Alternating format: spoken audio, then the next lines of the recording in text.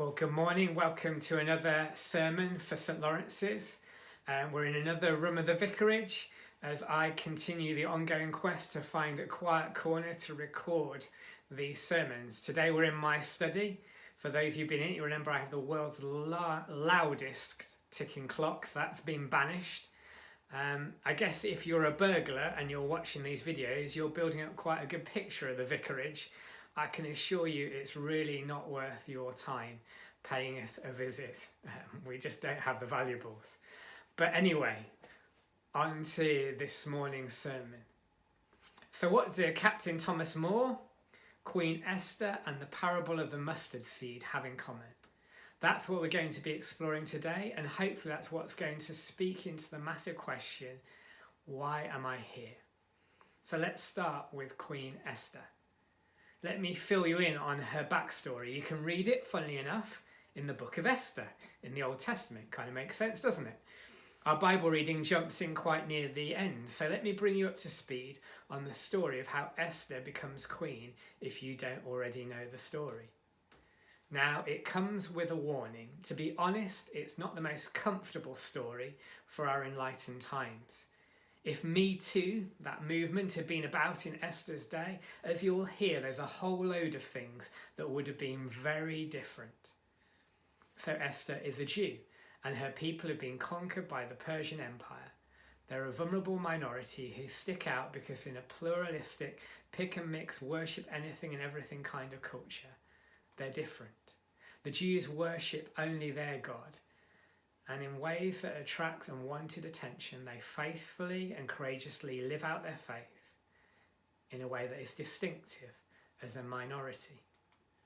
The total supreme authority in the Persian Empire is King Xerxes. Now Xerxes throws a massive party, and every totalitarian chauvinistic pig does when they've had too much wine, he gets a bit leery and he oversteps the mark. In a drunken state of inappropriateness, he summons his wife Queen Vashti that she might come and stand before his party, that they might all ogle his beautiful wife, and that his male ego might be massaged by him showing off how his bride, his prized trophy, is the beauty of the whole empire. But it doesn't go as Xerxes has planned. Very bravely and understandably, I think for any woman who's alive today, the king's wife says, "No way, I'm not coming to parade in front of you and all your drunken mates." But these are not of our times. In a drunken rage, fueled by his own pride at this perceived slight and disrespect, Xerxes orders Queen Vashti banished, never to be seen again. It should also be noted that he's egged on in this brutality by all his male advisors who say, you can't let this disrespect go unchallenged. All our wives will follow the example of the queen. And if she starts standing up for herself, then what grief are we going to have? And I'm afraid it doesn't get better from that, it gets worse. Because now, short of a beautiful trophy queen, Xerxes announces a national beauty pageant. Across all his empire, the finest beauties from India all the way across to Egypt must be sent to him for his own personal assessment, and he will personally select the finest to be his trophy queen. The book of Esther tells that these poor women had to endure 12 months of beauty treatments before they're deemed ready to be presented to Xerxes for his crude assessment. It's like the worst excesses of the Miss World contests of the past, except even worse. And it's at this point that Esther comes into the story.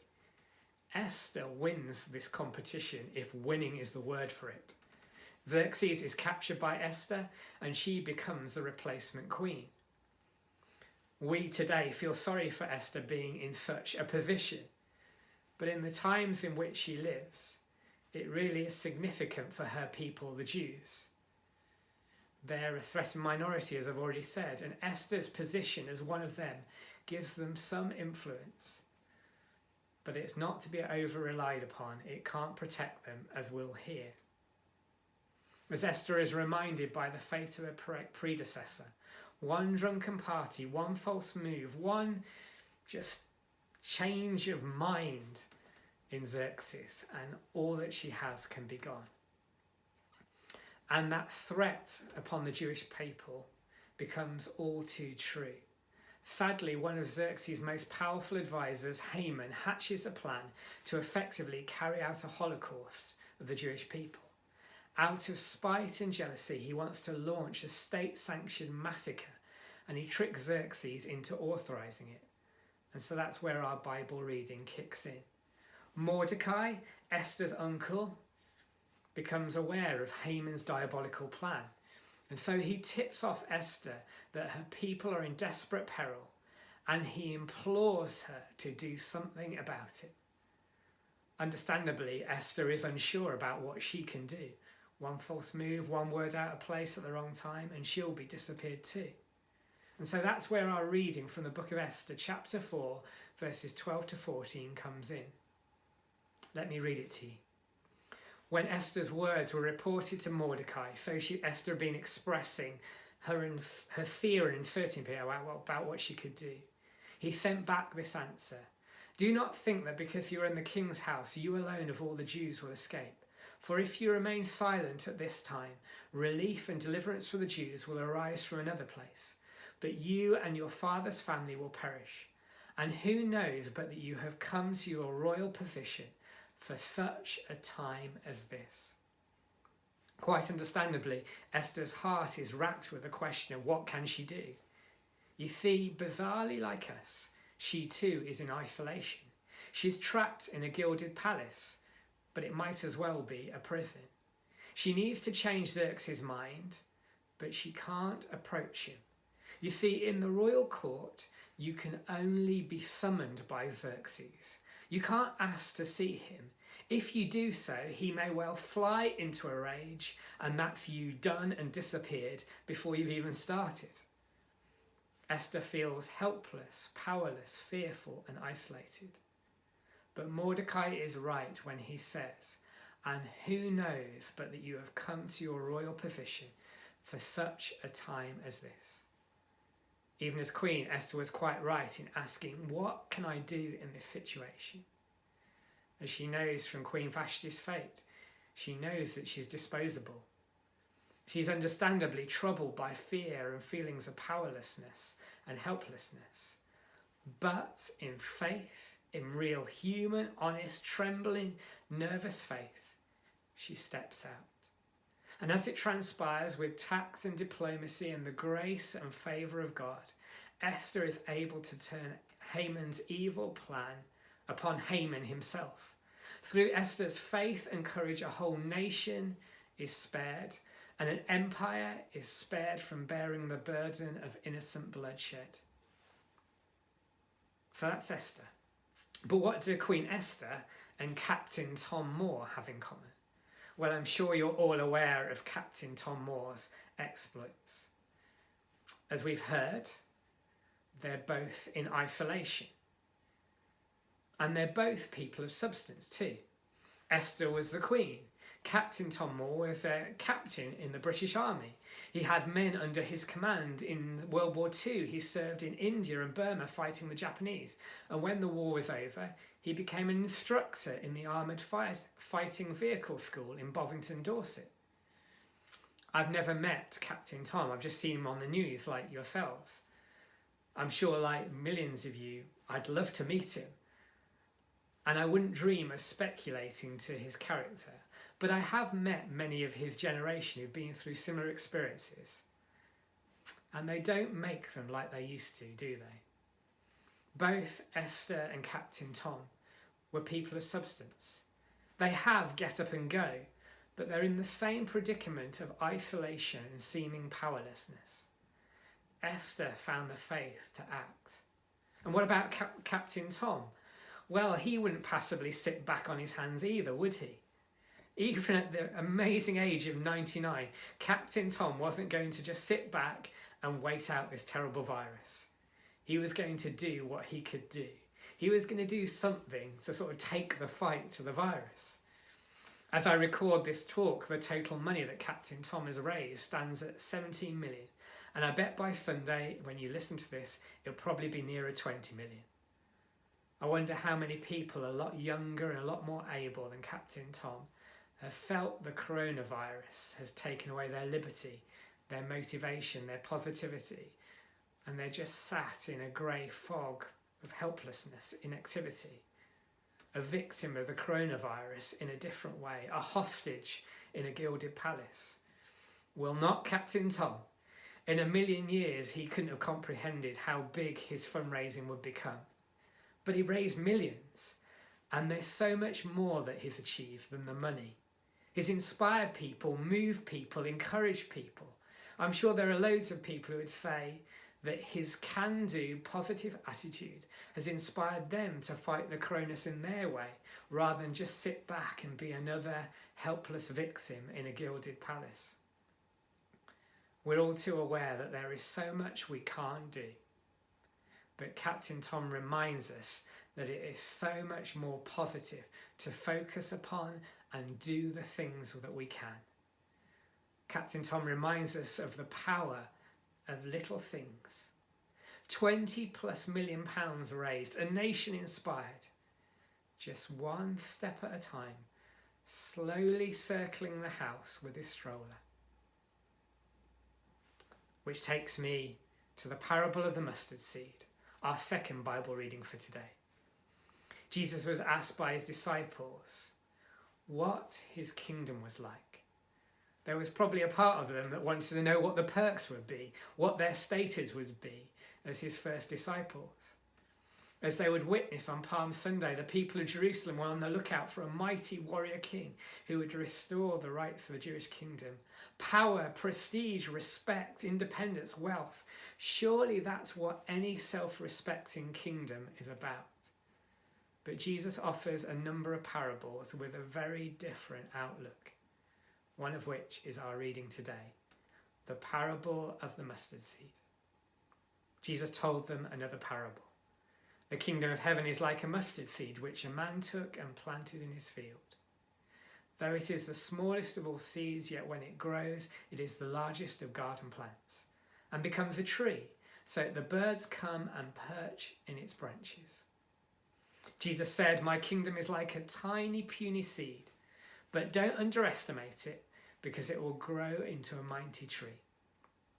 Just like Captain Tom Moore's story, the parable of the sower speaks of small, insignificant, humble beginnings, which grow into something so much bigger than could ever be imagined at the start. This parable is really significant to us at St. Lawrence's. It's a key element of our vision statement.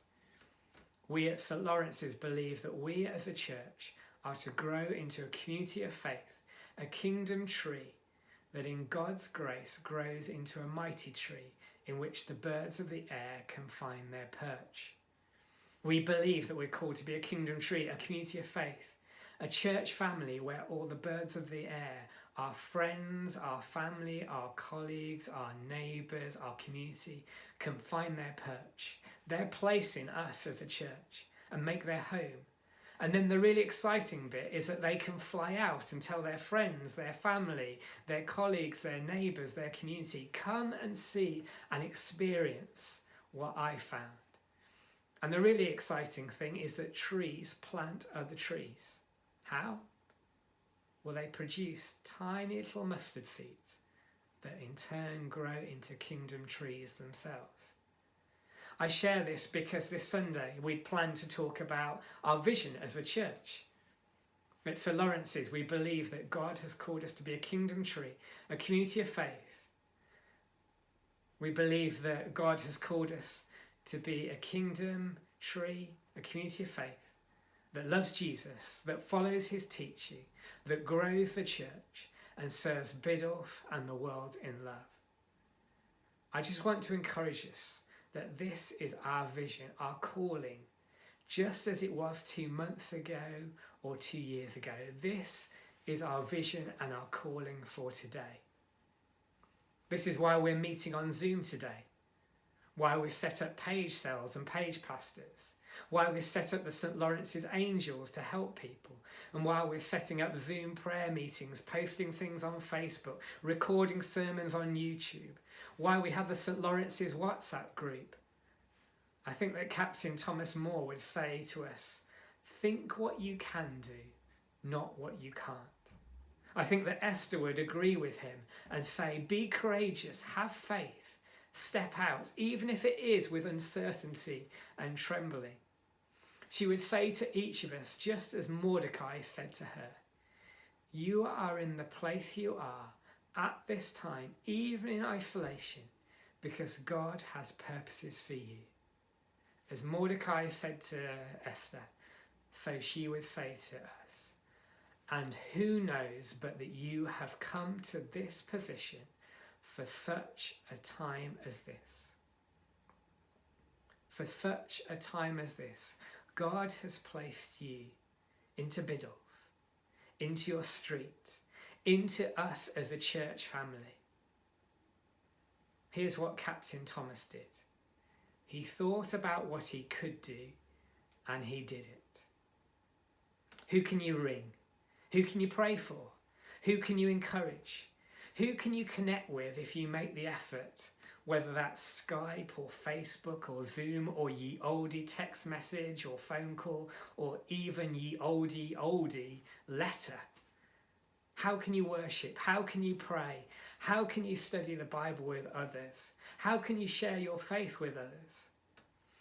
Remember, Jesus said his kingdom is like a mustard seed. It's little things, seemingly insignificant things, that he can grow and do the miraculous with. Our call at St. Lawrence's remains the same. It's to have the faith to do what we hear God asking us to do as we pray. Captain Thomas didn't just sit back and wait for the coronavirus to pack. Esther didn't sit on her hands and just watch her people perish. She overcame her own fears and anxieties and limitations and allowed God to show her what she could do. She stepped out in faith and God used her. We as God's people, we as St. Lawrence's Church, we're not called to wait and sit out the coronavirus so that we can just go back to where we were. We're called to be the church today. Yes, it's different. Yes, it's online. Yes, it's not easy or natural for some of us. But the call, the commission remains the same. For such a time as this, God has placed us into these circumstances, into Biddulph, into our community, into our families, into our streets and neighbourhoods, that we might work through him and in him, and that his kingdom might come in us. My encouragement to each of us is to say, yes, Lord, and see what amazing, miraculous things he can do. Today, tomorrow, we at St. Lawrence's are called to be one of many kingdom trees. A community of faith that loves Jesus, follows his teaching, grows the church and serves Biddulph and the world in love. It's a high calling, it's an exciting calling. It's a calling in which we will know God's grace. As we say in our worship, whenever we remember our brothers and sisters in Kenya, God is good. Amen.